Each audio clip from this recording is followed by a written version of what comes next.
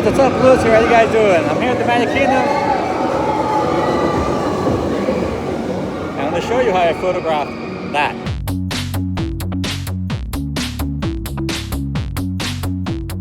Now obviously we got to wait until full darkness here. Sunset is happening right now. It's around 7:30. But you can still get a couple of good shots here of the canopy changing colors. And definitely nighttime is the time that you want to be here to get some really good shots. And the good thing is that you got all the space here to roam around and take different angles, because the line will always be against that wall.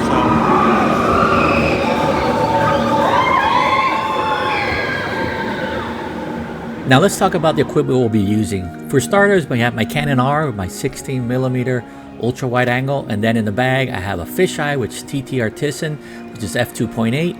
And then finally, just for fun, I brought also my Canon 50mm f1.8. Now I did the review of all of these lenses. I'll put the links below, but these were the ones that we brought today because we're going with some wide angles, and I just brought one here just in case we're gonna do some close-up shots. Now, a cool thing, as it gets dark, all these colors would really start to pop, which is why I always recommend that you wait a little bit. Now, unfortunately, the park closes today at 10, so we won't be watching any parades or anything like that, because I want to be able to get all the good shots here before the park closes. Okay, so I've already taken a couple shots with the lenses that I have here, and the sunset's coming down, which is really cool. So you can get some really good shots anyway. Here's how they look at sunset. Now I started off with the 50mm because I wanted to get some good close-up shots of the vehicles before it gets dark. And then I put on the 60mm to start getting a couple of wide-angle shots to start getting a feel of what I'm able to capture through the camera. Okay, so we're going to take out our Joby tripod and we're going to shoot from here in one spot with the fisheye upwards, so we're going to get a really good, nice, wide shot. And then the other one we're going to shoot actually from right here. We're going to put the tripod going upwards. And we're going to put another one right around there, shoot upwards. Okay, so you're probably wondering what are the settings that we're going to be using for these photos. Now, one thing that I like to do when it comes to calculating how many seconds we're going to be putting on this long exposure is first taking a regular shot with the, nothing fancy on the camera, just regular automatic, and I'm going to see what the camera is seeing, where the frame is on the left and where the frame is on the right. Then I'll wait for the light cycle to come out, and I'll start counting as soon as the light cycle comes in the frame as to when it leaves. In this case, it's usually 5 to 6 seconds. So now I know that the shutter speed needs to be that time. When it comes to the ISO, I'm going to be setting the ISO to 100 because we want the camera to be able to give us the best quality possible on our sensor. That's how we get these really cool, nice, sharp, clean shots. Now you're wondering, how do I know, or if I put it to that setting it looks too dark? Well, that's where the f-stop comes into play. And by using the exposure indicator that we have on our camera that's in the middle, if you press your shutter speed halfway through, you'll see that the bottom turns on, and that we can know where the camera is determining which is the best exposure. So adjusting your f-stop only, we will determine where we want to put that exposure indicator, which is in the middle.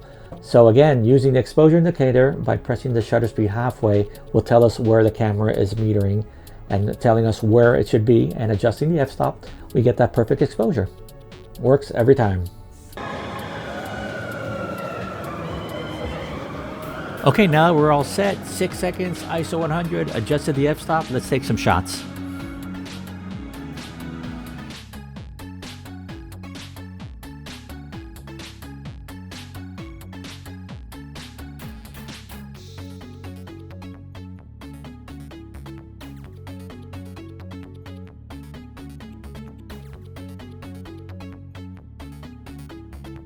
Okay, now another spot we're going to try is actually from here in the queue line. We're actually going to go over inside here in this area, and then we're going to take a photo hanging off of these side corners here, which helps. And we'll shoot upwards in an angle and get that good fisheye, extra wide angle look on it. Here's how the shots look from that section.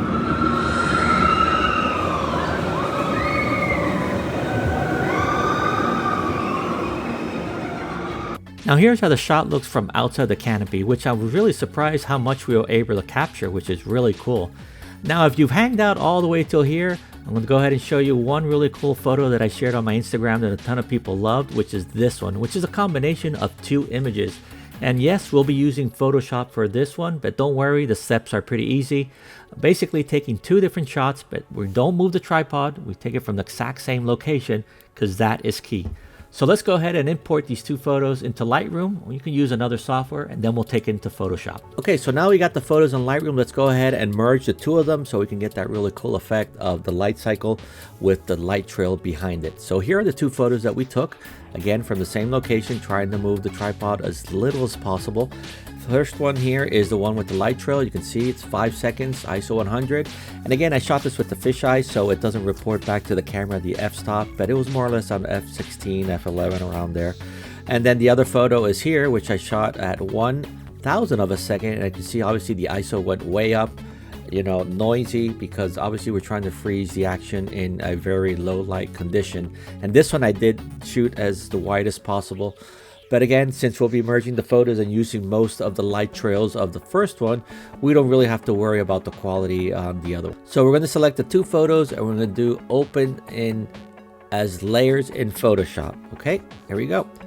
Now what this is going to do, it's going to open up Photoshop with two photos here, one literally sitting on top of the other. Now you can see that the only photo that we're looking at right now is the one with the light trails, and that is because the opacity is 100, which means that 100% of the top photo is going to be visible and basically 0% of the photo that's underneath won't be visible. So if I turn off this little eye, we'll see that we got the other photo right underneath it.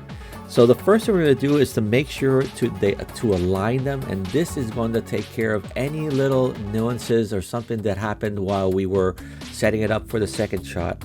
So I select the two photos on the right and I come here under edit and do auto align layers. I'm going to leave it as default as auto and hit OK. And the program is going to automatically look for things where it can actually make sure that everything is perfectly one on top of the other. And we can actually confirm that by here. You can see the railing is here, is literally perfect. The track is perfect. So these lines that come up here on the side are actually what it found that it cannot match, and basically just fills it up saying that, you know, hey, I couldn't match this. And a little bit here to the right we see some of that also, but that's no problem. We're going to select the crop tool here and just bring it in a little bit, all the four corners. There we go. This one I don't think we had anything. Yeah, we did, but we're going to put it anyway. Just a little tap here and hit OK, and that way we get rid of all of that. Okay, the next thing we're going to do is actually we want to tell it what we want to show from the bottom photo on the top photo, and that is using the tool here called mask, which is right here, which is called layer mask, and that's going to create this little white board here. And the cool thing of this is that we can then now with our brush select and paint what we want to show, what's underneath it. So selecting that little panel here, we're going to go ahead and select our brush tool, which is, you can select the B on the keyboard, and we need to make sure it is black, because black is what's going to tell it, hey, whatever is black, let it go through to see the photo that's behind it, and whatever is white can erase. So we can always go back and fix and stuff like that, so if we need to. And then another thing, make sure your opacity is 100. We're going to later be adjusting this because that's what we're going to be using to create that really cool gradient effect of the light trail, so it doesn't look like a hard stop on the light cycle. So here we go. We're going to set it to black, and we're going to set the paintbrush tool and opacity to 100. And then using the bracket tools on the keyboard, you can make your brush bigger or smaller. Now as for the brush, you can use any type of brush that you want. I usually use this one, which is the soft round one. It sort of like evens out a little bit, feathers out the edges. And I'm just going to basically paint on this, you know, and you'll see where the light cycle starts to show. And I'm going to paint it here a little bit more. And this actually looks pretty cool right out of the bat, to be honest with you, because it looks like they're part of the lights, the light coming from the back. If we want to put a little bit more of the light cycle, we paint a little bit more. Okay, there we go.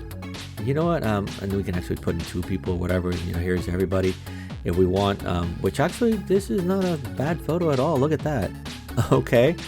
But let's say you only want to do one like we did in the photo. I'm going to change my color to white, and then white, what it's going to do, it's actually, since I'm painting here, it's going to erase what is coming through, and it's going to only show the top photo. So it's the opposite of the black, which allows you to do that really cool effect. So let's go ahead back to black, and let's just do maybe this front part only. And let's go ahead and erase all this, so we make sure that the, I'm painting this on white so I get all the you know, the trail. And then another thing that we can do, we can always make this smaller, and then we'll go ahead and zoom in a little bit, and we'll go ahead and remove this area down here, and that way the light cycle is like, you know, going full speed here. And there is the image. Again, have fun with it. You know, you can always, like we saw before, you can put 2, 3, 4 people, all of them if you want, and that is how you mix the photo. And then when I save it back, it's actually going to save these 2 layers as one, and you end up having the photo that you see here. And actually, it's funny, I actually left the bottom part, but you can take it off if you want. And that's how you merge these 2 photos using the mask tool in Photoshop. Okay guys, so that's it here from the Magic Kingdom. Hopefully you guys enjoyed these photos. Now if you do use these tips and tricks for your photos, feel free to put a link below. I'd love to see how they came out. Now, if this is the first time watching these videos, my name is Dizzy Nuts, and I do videos like this in photography, but I also do videos around Central Florida with my wife. We do food reviews and other theme parks and other fun stuff, so make sure you follow the channel. I'm sure you'll like it. Okay, until then, stay awesome. See ya. Bye.